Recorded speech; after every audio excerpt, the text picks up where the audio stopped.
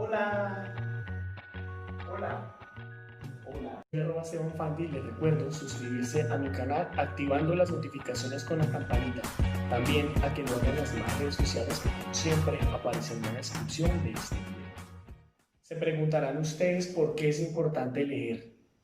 Leer simplemente esa palabra nos resume muchos aspectos de los cuales nosotros debemos estar inmersos en ello, informados, atentos. Ahora vamos a centrarnos en por qué es importante leer en la infancia. Leer en la infancia sirve porque resulta que el cerebro empieza a desarrollarse desde los 0 a los 7 años. Bueno, eso dicen que para la maduración cerebral. Pero entonces nosotros seguimos en ese proceso todo el resto de nuestra vida. Pero en esta parte, nosotros lo que debemos hacer con los niños es leer recuentos. ¿Para qué? Para que ellos empiecen a incentivar y a tomar ese gusto. Recordemos que lo primero que lee el niño son las figuras, el lenguaje icónico, lo que está a mi alrededor y en mi contexto. Ahora bien, ya el niño está en la edad de 7 años, ya han aprendido a leer su contexto o bueno, sigue haciendo esa potencialización. Ahora aquí se viene él a enfrentar a un lenguaje ya previamente escrito. Entonces, lo que debemos hacer en ese caso es primero el arma fundamental, o bueno, no un arma, sino la herramienta, que en este caso sería la paciencia. Es lo que debemos tener en todo caso.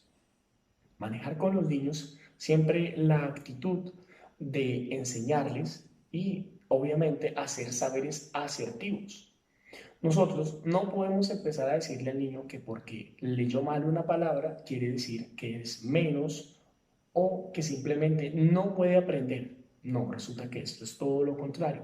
Entonces, al niño para incentivarle la lectura desde pequeño, lo importante es que lea con papá o con mamá o con abuelo, bueno, con la persona que esté a cargo del niño. Bien, ahora nos dirigimos hacia el tema de la adolescencia.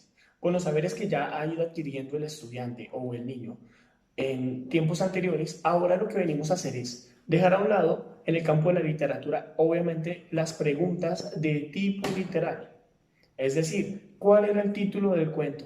¿Cuáles eran los personajes principales del cuento? Porque ya el estudiante se da por entendido que él ya sabe cuáles son, a menos de que sea otro tipo de texto que empiece a generar su pensamiento crítico, que ya vamos para allá. Entonces, el estudiante aquí empieza a saber cuál es la diferencia entre un protagonista y un antagonista. También va a analizar el perfil psicológico de cada uno de los personajes, de por qué se hizo este personaje, que no viene de la nada, sino que todo se viene predeterminado o premeditado. Ahora bien, también podemos enfocarnos en el aspecto social.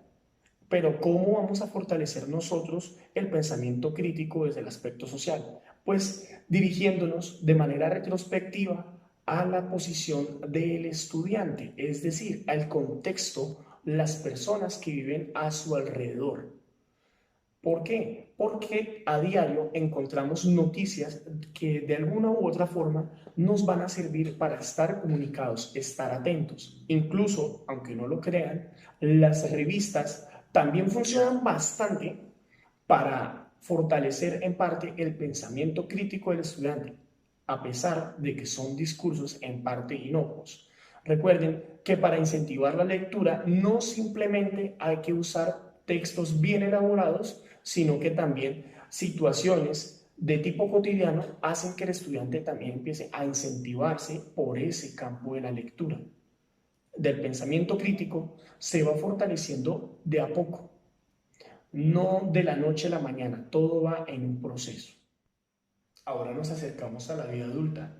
Ya sabemos que tenemos poco tiempo para nosotros, para dispensar un rato de lectura, un momento de esparcimiento en el que yo pueda estar con una historia de ficción, en un momento en el que me sienta a gusto y pleno. Sabemos que estamos trabajando y que simplemente hay muchas veces que no podemos leer o que nos da pereza mental de hacerlo. No caigamos en esa posición de ser analfabeta funcional. Es decir, la persona que sabe leer, pero se la pasa utilizando un teléfono para chatear o que simplemente se la pasa en redes sociales, que no le haya algún tipo racional al celular, al aparato que tienen en las manos o al computador, que se quedan en lo llano, en lo que no va más allá. Entonces nosotros también como adultos debemos trascender en esos aspectos. Cada espacio que tengamos, hacer lo posible por leer, por no perder el hábito. ¿Para qué funciona leer? Resulta que nos ayuda a prolongar un poco la memoria. Podríamos no evitar el Alzheimer. Aquí no estamos dando claves mágicas ni nada por el estilo, pero sí al menos ayuda a otorgar un poco más del tiempo de longevidad de la memoria, que recordemos las cosas con mayor detenimiento, también a que seamos más disciplinados. Ustedes dirán, ay no, pero es que la disciplina es de hábitos. Sí, claro, es de hábitos, pero resulta que leer también se está convirtiendo en uno de nuestros hábitos porque lo estamos aplicando a nuestra vida. A pesar de que no sea con mucha frecuencia, como ya lo he hecho anteriormente por el tema laboral, pero sí lo podemos ir apropiando de alguna u otra forma. También nos amplía un poco la capacidad conceptual. ¿De qué manera? En la que nosotros podemos analizar y determinar más problemas. Es decir, problemas y posibles soluciones aquí también. Entonces, aparte de que la vida también nos está enseñando a solucionar nuestros problemas, con la lectura podemos tener un poco más de esa introspección. Entonces, aquí los estoy incentivando a que lean, lean lo que quieran, lean un periódico, lean un volante, pero interprétenlo, llévenlo más allá y vean un poco más arriba de lo que hay encima de sus narices. Muchas gracias, esto ha sido todo, que estén muy bien. Fortaleciendo la educación colombiana y latinoamericana, vamos a llegar lejos. @Esteban Fan.